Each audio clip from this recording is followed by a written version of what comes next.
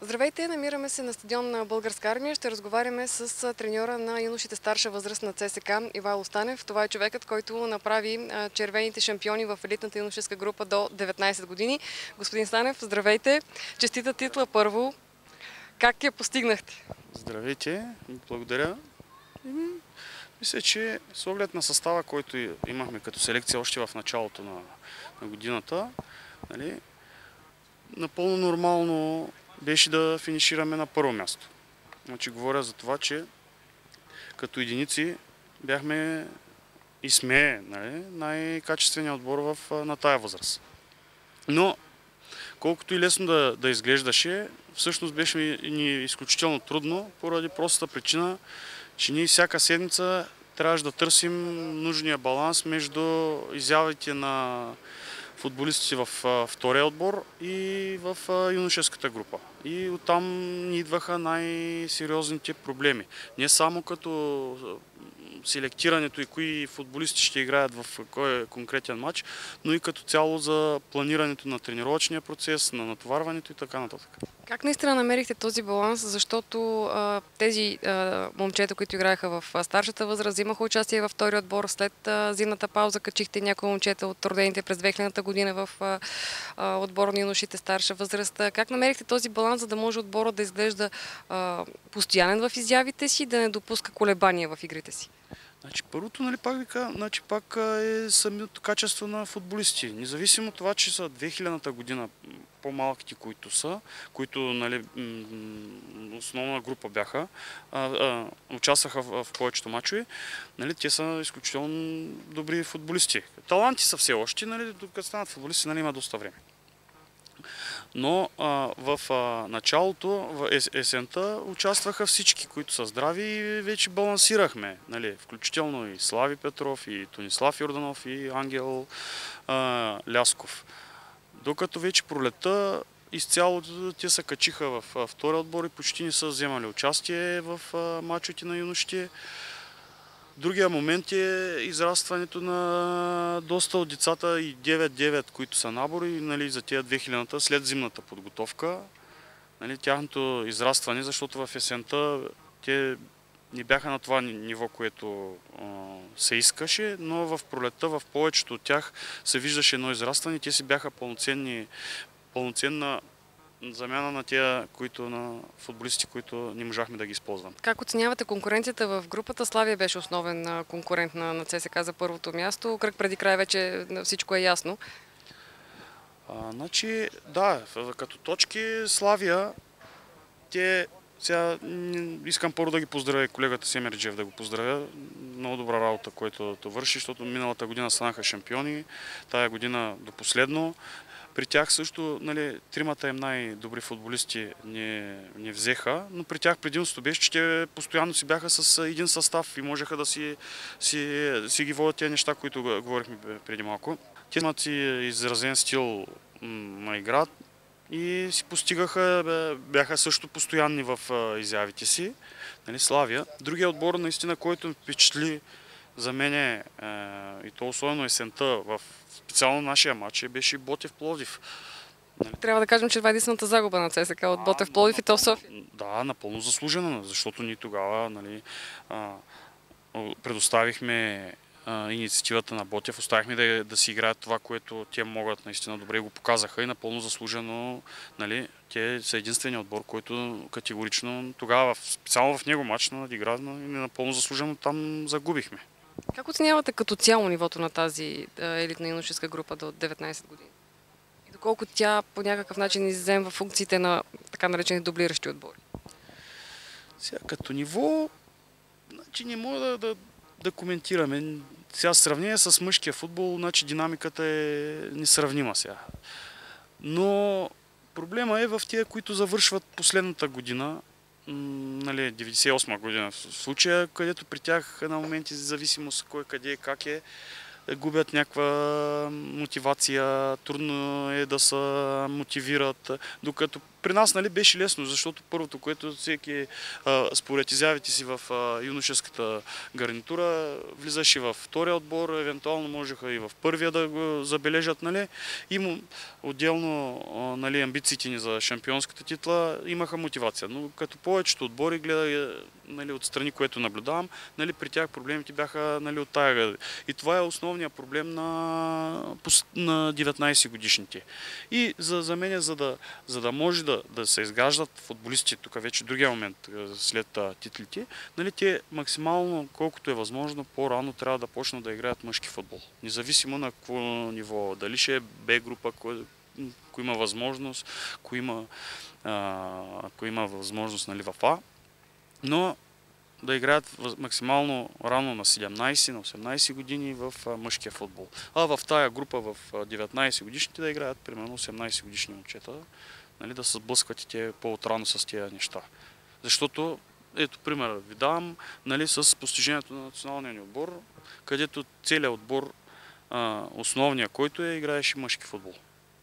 В тази връзка, какво е бъдещето на втори отбор на ЦСКА? Ще има ли такъв следващия сезон? Знае ли се вече? Има ли яснота? Все още няма яснота, но за мен това е загуба, нали, не само за нашия приема, че изпаднахме, и като цяло за българския футбол, защото в него ние сме имали мачове, в които сме били изцяло с юношеска формация. Нали. Това е едно каляване на тези деца, нали, под напрежение, под стрес, нали, друга динамика на играта. Нали, веднага там всяка грешка се наказваше, но като цяло все още няма яснота дали ще продължим в В група или... Но това е вече решение на ръководството. Какво е бъдещето на тези футболисти, които сега приключват с юношеския футбол като шампиони? И кой от тях ще попадне в първи отбор за евентуална подготовка? Те, доколкото съм запознат, нали, трима имат професионални договори с ЦСКА. Нека да ги кажем. Слави Петров, Ангел Лясков и Тонислав Йорданов. Нали, тези фигури, които... Не. Сега има още някои, които загатнаха, нали, те играха в Русия последния кръг с първия отбор. Нали, но вече са прецени. Пак зависим дали ще остане този втори отбор, дали как ще се процедира, дали ще... Нали, това пак много е близък периода от свършването на... Тук не говорим за 3-4 дена разликата от свършването на мачовете и тук нещата, които трябва да се вземат като решение. Но това са си действия на ръководство. Сега има и двама национали, които ще участват на европейско първенство, именно Тонислав и Ангел. Да, искам тук от името на целия клуб да им пожелая успехи на тях и на целия отбор, нали, на предстоящото европейско първенство.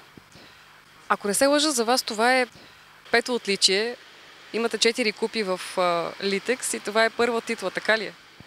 Да, имам и други, но няма значение. Последните години. Да, няма значение това.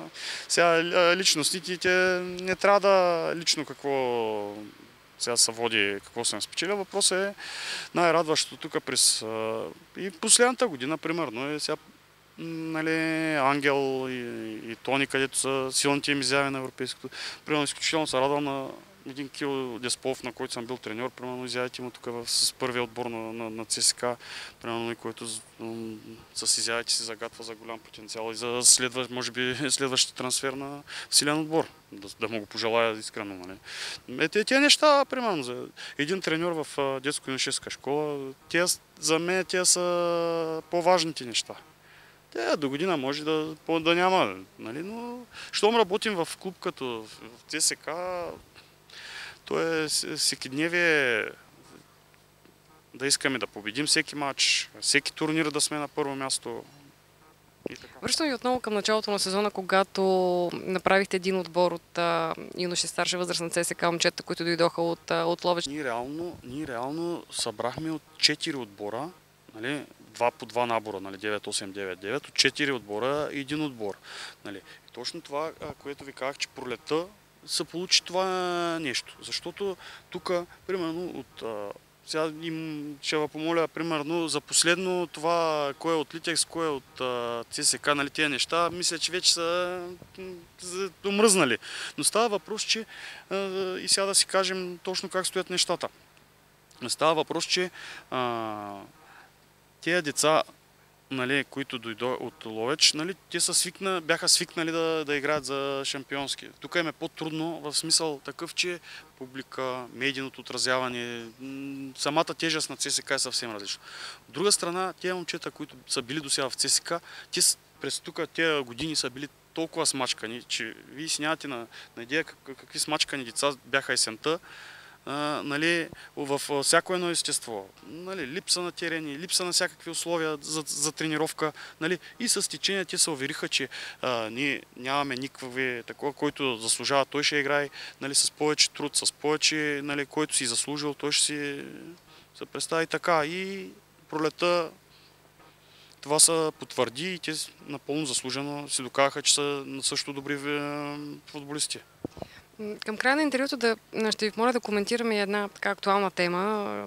Предпоследния кръг в елитната юношеска група се заговори за черно тото. Визирам матча между Левски и Берое, на който бяха отсъдени 3 дуспи. Как, предполагам, сте запознат със случая, как приемате всичко това, което казаха и треньорите на двата отбора, на Левски и на Берон, юношите, старша. От друга страна, при вас дали се е случвало нещо подобно във ваши мачове, дали така остава съмнение в вас? Това са изключително грозно явление, особено при децата. Нали, първо поздравям колегите, нали, които наистина с имената си застанаха, излязоха и казаха едно към едно за какво стои, защото в края на краища тук и двата отбора не са замесени, те са дошли да играят футбол. С ясно, независимо какво, първо нито за никакви класирания и нещо играят. И второ, сега това са странични хора, които сега малко е, нали, грозно. Тук вече трябва, нали, държавата да се намеси в една или друга форма, нали, да се спрат тези неща. Сега при нас мисля, че в първенството тези самите ни резултати нямаме някой фрапантен резултат, примерно да кажете, че примерно да сме някакво съмнение, нотка на съмнение да се изяви. Не съм усетил, който, примерно, имали сме много трудни мачове и навънка, примерно, където имаме дори оплаквания, примерно, от лоши терени, от лошо съдийство, нали, груба игра от противник, но примерно, точно това, тъй наречено черно тото, не ми е минало 29 кръга. И от тук ми идва, примерно тук, което и колеги си говорим, че дори 16 отбора пак са много за елитна група. Защото реално, кажете ми колко школи реално развиват на добро ниво. Сега с всичките им уважения на базата в Сливен, сега не е сериозно с една точка да си в елитна група. Нали? Значи, ако ги направят 12 отбора, примерно, че ще обхванат точно тези школи, които наистина развиват и мислят за футбола. Защото между тях никога няма да стане школа на Левски и школа на Берое и се намесва трето лице. Така че, като се намали евентуално още елитната група, нали, ще има по-качествени мачове, че ще има едно оптимизиране на календара и спрямо националния отбор. Защото ние също имахме изключително много затруднения в тая точка. Нали? Защото ни даваха да се отложат матчове, в същото време ни се съобразяваха, нали, гледаме някакъв баланс да се направи. Нали? Нали, и те са правили компромис в футболния съюз, ние правим компромис, нали? Но примерно е трудно при повечето, като се натрупат повече матчове, като има лагери на националния отбор, е трудно. Нали? И когато намалят примерно отборите, и ще станете нужната оптимизация на календара. Като заговорихме за правилата и за регламента, как гледате на това правило за тази година, което беше 72 часа да нямат право да играят, което на вас ви затрудни доста момчетата от втория отбор в юношите? За мен е много така... Часовете са много сега. Ясно е, че трябва да има правилник. Ясно е, че от първия отбор, като не трябва да слезе от втория в юношите, нали? Но примерно за 24 часа да не може да изиграе повече един матч е напълно нормално сега. Ние нормално сега пускаме някой футболист за 10-15 минути в А група да запише дебют, такой след 2 дена или 3, защото зависи от часовете, може и 3 дена, да не може да си играе в възрастта. Може би трябва да се намалят часовете, нали? Никой не ни казва, че не трябва да... Сега, в края на краищата трябва да се пазим. Но парадоксът е, че отгоре надолу може, не може фактически, а обратното може. И фактически, ако по календара е така, че първо да е юношеския, после втория отбор, после А отбора, един състезател може да направи 270 минути, а ако е обратното, една минута ще направи за тези 3 дена. Така че това е парадокс. И за финал да ни разкажете малко повече за това, което се случва на Панчарево. Последните кръгове играете вече на собствената си база в Панчарево. То се вижда. Вие сте идвали там вече, и когато отидем да тренираме, спокойствие, когато се води тренировъчния и първия отбор, ето виждате, примерно това спокойствие се пренася и в резултатите. Нали. Сега условията се подобряват от ден на ден. Нали. Имаме уверение, че ще са. Нали, той третия терен е готов. Още един изкусен вече, където по-големите да могат постоянно да такуват. Вече нали, може би до година. Сега чак така не съм запознат, нали, на пансиона за децата, нали, за да може да се затвори кръга от обучение, хранене, тренировка, контрол най-важното, да има дисциплината, която се търси тук в клуб като ЦСК и така.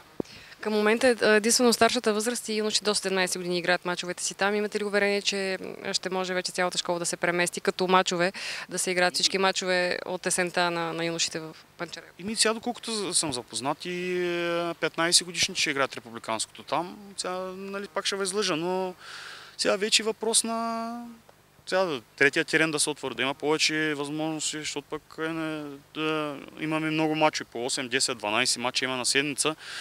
През всичко, ако отиде там, и примерно ще спъни подготовката пък на първия отбор. Сега, така че трябва, нали, да се завърши, но тук е, че 20-30 години нищо не са бутано и сега от основите се прави и изисква и време, и не само време, но и изключително голям финансов ресурс от страна на нашите собственици. Благодаря.